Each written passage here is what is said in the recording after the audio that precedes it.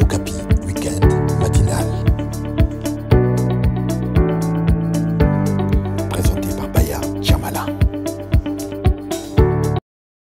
Merci d'écouter Radio Okapi. Direction Washington DC aux États-Unis, retrouver un Mwana Mboka, un Congolais de la diaspora du nom de Eric Yaoné. Ça va faire près de 3 ans qu'il est basé aux États-Unis, en provenance de Kinshasa, où il exerçait pas mal d'activités dans le domaine de la publicité, notamment de l'art, sans oublier l'organisation des événements. Eric a mis en place une structure qui s'appelle Kin Culture, qu'il continue de développer du côté des États-Unis. Bonjour Eric Yaoné. Bonjour monsieur Baya. Comment ça se passe en ce moment du côté des États-Unis, surtout avec cette crise du coronavirus qu'on connaît, mais aussi l'ambiance des élections américaines? Voilà, je pense que vraiment vous avez déjà une bonne coloration de ce qui se passe ici aux États-Unis. Nous allons rajouter à cela, en plus, ce qui est déjà dans un autre sujet sur lequel on est basé, une semaine aussi sur le Congo. On est en plein dedans, donc on a aussi cette période du Congo, on l'appelle Congo Week. Nous sommes en pleine période d'élection, donc dans les quelques semaines aussi, ça va, il y a beaucoup de choses qui vont jouer sur le période électorale. Donc vous connaissez tous les candidats qui sont partants.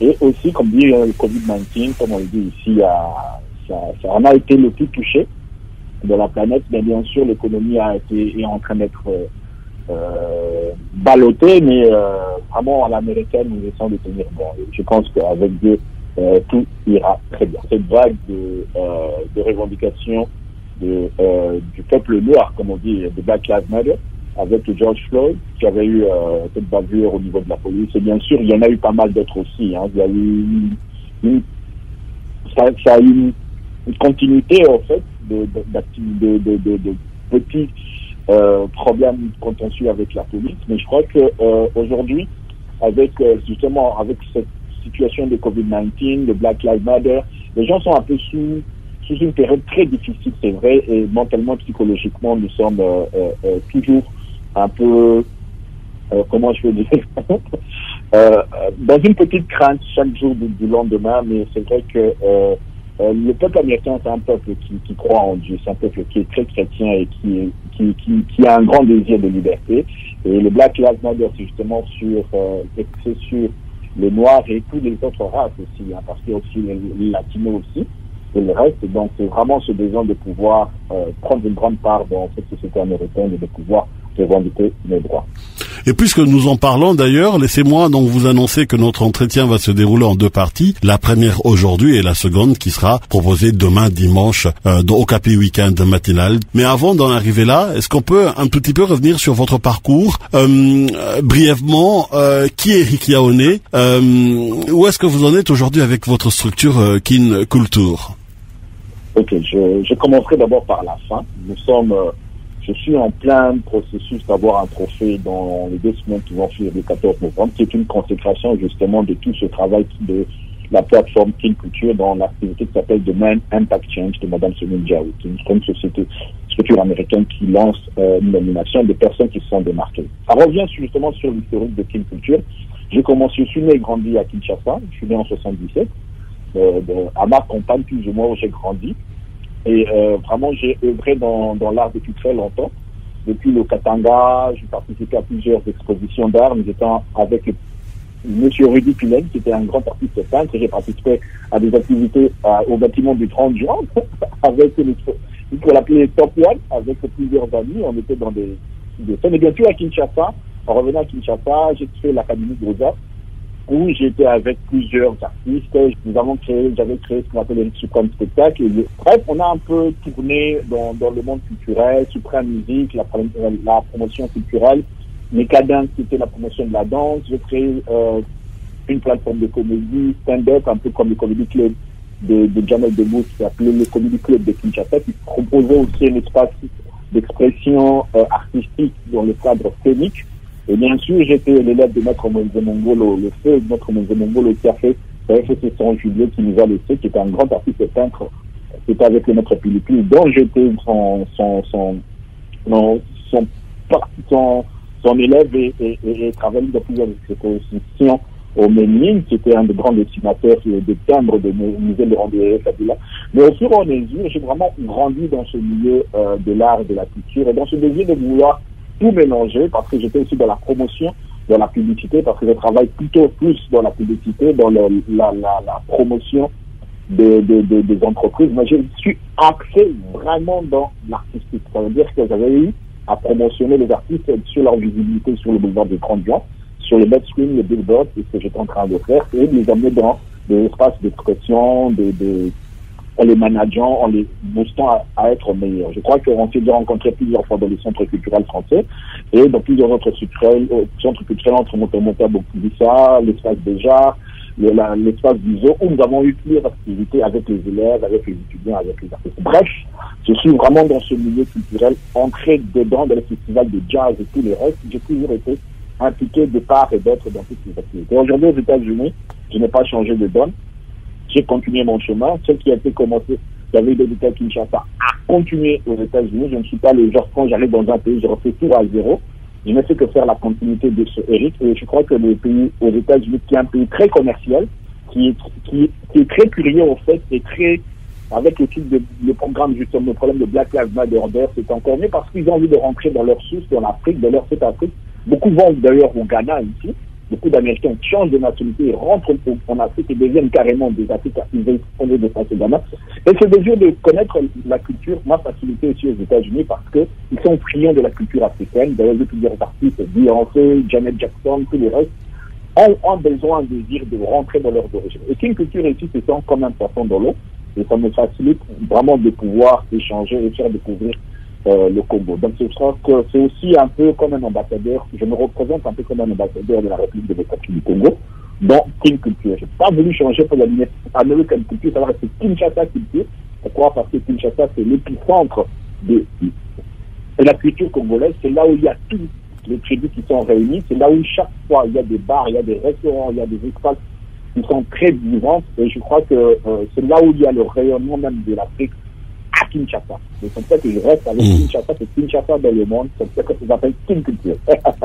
Oui, on sent bien qu'il y a tout un parcours, il y a toute une histoire, depuis la formation académique, sans oublier évidemment l'organisation événementielle, et puis vous êtes tombé dans la publicité avec l'affichage, votre désir de toujours vouloir promouvoir les talents, les artistes vous a guidé donc à mettre en place un événement Kinshasa Comedy Club. Vous êtes parmi les précurseurs d'ailleurs en Afrique à mettre en place un tel événement, particulièrement au Congo, puisque cela est arrivé bien avant le festival Toseka, on va le dire, puisque c'est la réalité, on a été témoin.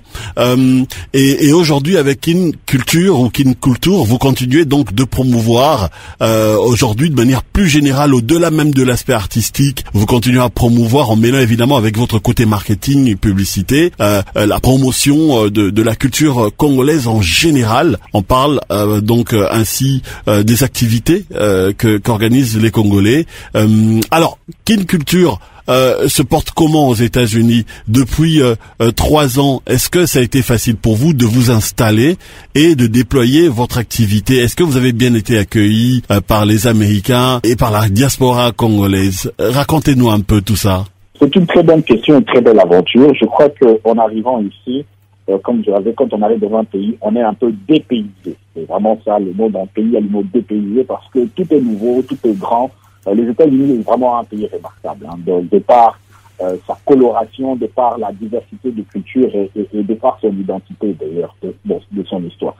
Alors pour s'entraîner, c'était un peu pas facile, pas difficile. D'abord, j'étais accueilli par M. Tony Monongo, qui est un grand ami qui m'a connu depuis le Congo, qui suivait Kin Culture depuis très longtemps, et M. Jason qui est à New York. Les deux m'ont un peu au début parrainé ici. Donc au niveau de Washington, M. Tony m'a fait rentrer dans une plateforme qui s'appelle Toudi Touri, qui est une plateforme des entrepreneurs congolais, où nous avions aussi des réunions. Donc c'était plus facile de rencontrer les Congolais dans ces plateformes. Je me suis aussi accueilli dans ce qu'on appelle le CCWM, Congolais Community of Washington Metropolitan. Il y avait à l'époque M. Christian Kanongo, qui était notre candidat président. C'est la plateforme des Congolais à Washington DC, où il y a d'ailleurs des élections dans pas longtemps, et à tour de cette fois-ci, pour l'instant, nous avons Mme Claudine Sassa, qui est notre présidente, qui pour qui je suis aussi son conseiller en communication. Donc, ce sont des gens qui m'ont vraiment permis de pouvoir m'intégrer. Et puis, de fil en aiguille, j'ai rencontré Mme Marie-Laure Serutari, qui a sa plateforme qui s'appelle African Women Council, et je suis son outreach and spokesman. C'est-à-dire que je suis appelé un peu le porte-parole de cet organisme qui rencontre les hommes d'affaires qui s'appellent les Black Caucus américains, entre autres aussi les grandes personnalités de country, des sénateurs comme Jamie Weston, William Smith ou Sean Robinson. Ce sont des personnes qui nous rencontrons en compte pour plaider un peu l'humanitaire et puis la cause de la République démocratique du Congo et bien sûr des Africains, parce que c'est africain, c'est pas congolais, c'est même comme ça. Donc tout cela m'a permis de pouvoir rencontrer, participer dans plusieurs événements. J'ai rencontré Mme Tifa Love qui représente le Miss RDC, donc j'étais aussi en train de faire la promotion de ces activités pour rayonner le Congo à travers la beauté.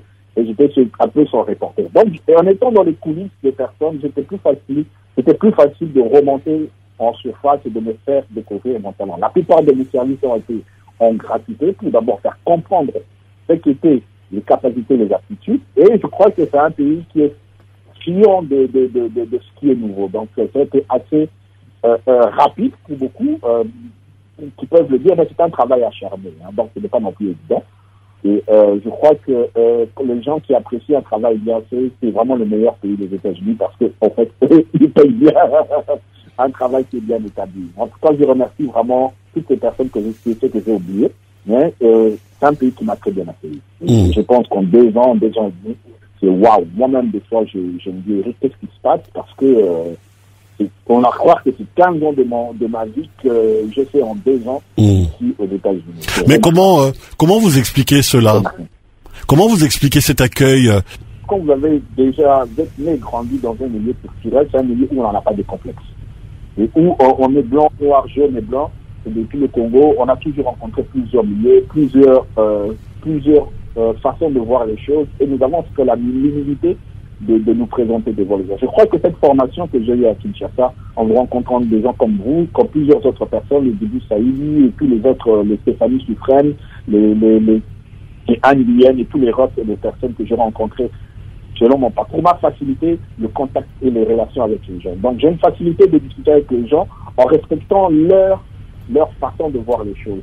Pas en m'imposant, c'est ce qui est plus important, parce que souvent on veut dicter les gens ce que l'on veut, pour que les gens puissent croire essentiellement que ce que l'on dit, c'est la vérité essentielle. Ben, on a vraiment cette marche. Et cela aux États-Unis, c'est plus facile. Les gens sont très ouverts de ce côté-là. Et ça a été plus facile de pouvoir vraiment marcher à ce moment. Surtout, c'est aussi un travail. Je crois qu'on ne peut pas se leurrer, ce n'est pas aussi évident pour tout le monde. Je crois que quand on est habitué de travailler chaque jour et d'avoir une vision, c'est plus facile que quand on est en train de taper. Donc j'avais quand même une vision d'aller de l'avant et je crois que Dieu fait grâce, il m'a ouvert les portes là où il fallait. Et je crois que les choses sont allées un peu d'une façon un peu plus raccourcie, je peux dire. Sinon, ça peut prendre effectivement beaucoup de temps. D'accord. Alors, parlons à présent de Kin Culture. Où est-ce que vous en êtes aujourd'hui? Comment est-ce que vous êtes organisé du côté des États-Unis? Voilà, déjà, pour informer, il fallait aussi régulariser. Donc là, pour l'instant, nous sommes en train de vraiment bien installer la plateforme web. C'est du web marketing essentiellement. Nous le développons sur le web et sur des activités en synergie avec d'autres activités où nous appuyons. Comme aujourd'hui, nous sommes avec Congo Square Show, qui est une initiative qui vise à créer des liens entre les artistes de tous bords et de toute origine.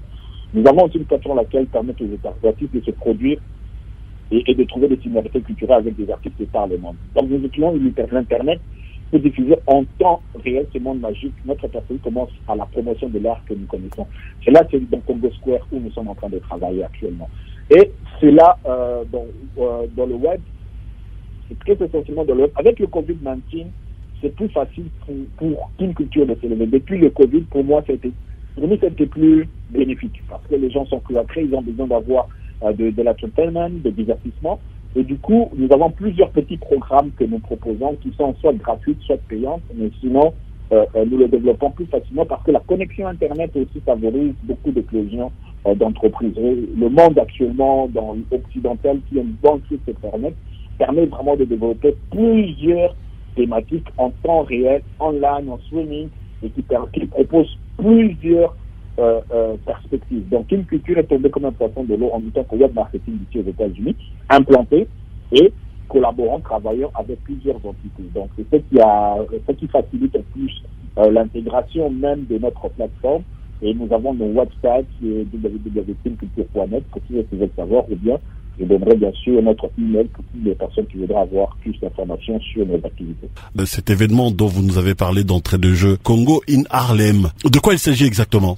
Oui, ok. Congo in Harlem est un événement, un festival qui est centré sur les réalisateurs qui parlent du Congo et des cinéastes congolais, a priori. Ça se passe il y a 12 ans, après la première édition, ce festival est devenu une opportunité d'échange culturel. Ça se passe principalement à Harlem, qui est une ville très noire. J'ai été moi-même 2 fois à New York, à Harlem. C'est vraiment, quand je dis triomphe de de la culture africaine, vous le sentez sur chaque avenue. Et vraiment là, il y a des avenues, on est avec la communauté. J'ai été 2 fois, comme je dis, à Harlem. On est avec les Sénégalais, les Maliens, les Congolais.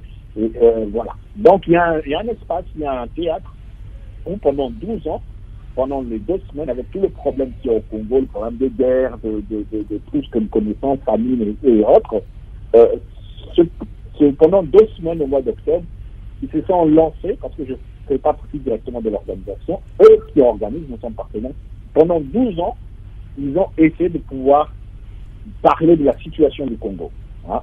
Congo Week et Congo Harlem, c'est une plateforme vraiment jumelle.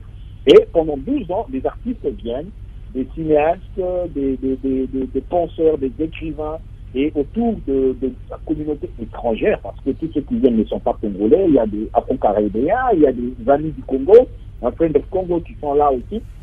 Et cette période, c'est la période de pouvoir rechercher un peu cette identité congolaise, parce que quand il est un peu perdu, qu'est-ce qui se passe? Il y a des gens qui sont ici aux États-Unis depuis des années, qui sont nés qui n'ont jamais été au Congo, mais qui sont congolais, mais qui veulent quand même connaître un peu la véritable histoire du Congo, contée par les Congolais. Et c'est instant dans Congo Week, le Congo in Harlem, c'est dans les 2 semaines qui terminent justement demain, le 31 octobre. C'est la dernière soirée. Pendant 2 semaines, il y a toutes ces conférences. Ça se termine par un grand concert. Et la plupart du temps, les artistes de par le monde congolais qui viennent, et ils se produisent sur cette scène. Mais comme il y a le Covid-19 cette année, nous avons créé une plateforme totalement virtuelle qui, pour les gens qui peuvent entrer sur www.congoinharlem.org, sinon à taper sur cela pour avoir tout le programme, et c'est gratuit. Vous pouvez en temps réel suivre cet événement où aujourd'hui nous avons plusieurs artistes congolais qui sont prévus sur scène, Kumu Katanaï, Marshall Dixon, Dejabel, Jay-Z Nolondo, qui est African Bold Suite. Vraiment, il y a une panoplie d'artistes. Il y a même Alexia Wakou qui est là aussi, et plein d'autres. Je crois que ce que je balance, la plupart des personnes qui suivent notre page, ils voient constamment, parce que nous sommes en plein cœur de l'activité. Nous faisons la promotion. Et Congo Square, c'est la continuité, un peu comme Congo Week, maintenant microscopique, et nous allons le faire tout au long de l'année, plusieurs séries de spectacles avec des artistes que j'appelle encore aujourd'hui de nous contacter. CongoSquare.org, et de pouvoir venir aussi s'affilier dans ce mouvement qui vraiment permettra une grande, comme je dis, culture, booster les artistes et tous ceux qui sont entrepreneurs dans le Congolais. Effectivement, comme on dit, c'est une 12e édition. C'est ni la première ni la 3e, nous sommes pendant 12 ans. Je crois qu'ils se sont déjà recréés. Moi, c'est la première année que je participe comme Kin Culture, mais on sent de par leurs plateformes qui sont non seulement engagées, mais ils sont un peu plus structurés, et ils ont des idées très carrées, comme cette année, ça se passera même au Japon, à Tokyo, à Hiroshima et Nagasaki. Je crois que ça va se passer. Ils parleront des effets de la bombe atomique qui a été créée avec l'uranium du Congo. Donc on dit qu'on est quand même, on fait partie de l'histoire du monde. Donc c'est pour réveiller un peu l'esprit curieux ou ceux qui ne connaissent vraiment pas la réelle histoire. Et je pense qu'en 12 ans, ils ont déjà eu pas mal de sympathisants, et je crois que cet effet boule de neige continue à grossir, et je pense que du jour au lendemain, ceux qui vont suivre encore aujourd'hui ne sont pas en retard, mais jamais en retard d'entrer dans un train. une fois que c'est votre moment, entrez, je crois que vous allez suivre le rythme. Éric Yaoné, nous arrivons à la fin de notre entretien. Quel peut être le mot de la fin? Meilleur communiqué, je demanderai d'abord aux Congolais de me soutenir le 14 novembre. Ah oui, vous êtes nominé pour un prix. Parlez-nous-en un tout petit peu. Même pas nominé, j'ai carrément le trophée. Ah, vous avez carrément remporté. Vous avez carrément remporté un trophée. Oui, j'ai remporté la coupe. Oui, et c'est un trophée de quoi exactement? Expliquez-nous un peu cette aventure. À peine arrivé 2 ans après, vous remportez un trophée. Quelle est la magie derrière? Non, moi-même ça me surprend, comme je le dis, ça fait, comme je le dis, c'est une spirale de coïncidences. Je peux dire, mais moi je traite ça de grâce. De même Impaction, c'est une activité qui promotionne des black, African black people, des blacks des Africains noirs, qui se sont démarqués de leur communauté. La plupart, ce sont des grands pasteurs, ce sont des grands écrivains, ce sont vraiment des gens qui sont dans cette communauté américaine. Et je parlais souvent justement de Black Cop parce que les hommes d'affaires américains, nous avons des grands journalistes comme Roland Martin qui est là. Nous avons les gens de Canty. Vraiment, il y a des gens qui voyagent de par les États-Unis pour participer à cet événement. J'ai participé l'année passée avec Madame Sifalov pour emmener le Miss, Miss United States, Miss United States, et nous étions avec les Miss du Congo. C'est comme ça que je suis entré dans cette organisation. Et on m'a présenté Sonia Gao, qui est l'organisatrice. Elle m'a dit, écoute Eric, tu as du potentiel. Si tu peux commencer à faire pour nous des animations, entrer dans notre groupe. Donc je travaille avec des Kenyans, avec des Kenyans et d'autres j'étais le seul Congolais, et tous anglophones d'ailleurs, avec mon anglais qui paterne en plus. Mais ce qui est vrai, c'est que les gens ne voient pas des petites lacunes, ils voient tes potentiels. Et du coup, on m'avait pris ambassadeur de cette organisation cette année, et j'ai lancé cet appel tout simplement pour dire, comme on l'avait lancé pour tout le monde, qu'on est en train de chercher des personnes qui débarquent. Et des Congolais ont vu cette annonce, ils ont dit, Eric, pourquoi on ne te prendrait pas de mettre moi? Je dis, donc il y a des gens qui ont pris mon nom, qui m'ont inscrit, et en plus qui ont voté pour moi. Moi, j'étais surpris de voir qu'après j'étais nominé. Je me suis dit, oui, qu'est-ce que j'ai fait? Comme on dit au pays, Bambelio Likambu. Exactement. Ça, vraiment, on a dit mais c'est quand même un prix, c'est quand même un trophée que vous remportez, hein. Oui, quand je dis Amabé, c'est dans le sens contraire. Énorme. Oui, dans le sens que c'est énorme, oui. Le plus marrant, c'est que moi, j'ai demandé à la responsable, ok, bon, on m'a nominé, mais qu'est-ce que je dois faire après, hein, pour avoir le trophée? C'est là qu'elle me dira, non, mais écoute, Eric, voilà, on a eu à discuter avec le jury, toi, tu dois avoir le trophée parce que vraiment, de ton pays, tu es pratiquement le seul et ces personnes se sont vraiment engagées pour toi. Je pense que tu es un leader. Je suis leadership honor. C'est ça que j'ai mon trophée en tant que leadership. J'ai dit, waouh! Et c'est de là maintenant que nous organisons, les gens se mobilisent pour, comme on est leadership, je reçois des parlements de félicitations. Et waouh, merci. Je pense que des fois, on peut avoir les mapika, comme on dit, le pécalicolo, je ne sais pas si c'est le bon terme en lingala, le pécawa. Franchement, ça te prend la tête de voir toutes ces personnes qui t'envoient, des Américains, il y a une Sri Lankaise qui m'envoie et tout ça. Je dis waouh! Vous n'en reveniez pas. Et je suis vraiment dépassé. Et je crois que c'est ça qui est la grande nouvelle. Le 14 novembre, c'est quand c'est vraiment online. Et je pense que cette coupe, je la dédie vraiment à mon pays, à tout ce qui se passe. Et vraiment, ce sera surtout pour le programme de l'Est. Je donnerai ça en mémoire de toutes les personnes qui souffrent. Bon, cela dépend. D'abord, je vais vous présenter sur moi notre représentant ici, à notre consul, notre ambassadeur. Ça fait, qui devrait quand même, je devrais faire cette tournée de trophées comme on le fait avec la Coupe du Monde. C'est la 6e édition, en espérant aussi que les gens vont un peu s'impliquer à ce qu'on donne comme actualité dans une culture, parce qu'il est aussi ouvert à tout le monde. Je crois que la curiosité doit aussi voir, on doit avoir un autre angle. Ces trophées prouvent aussi qu'il faut chercher aussi autre part. On est focalisé sur certaines informations, mais il y a beaucoup de choses qui se passent dans le monde où le Congo peut être reconnu. On a souvent cette place vide. Il y a beaucoup d'autres pays qui sont là dans plusieurs festivals, dans plusieurs activités, et les Congolais ne sont jamais là. Donc il faut essayer de suivre autre chose.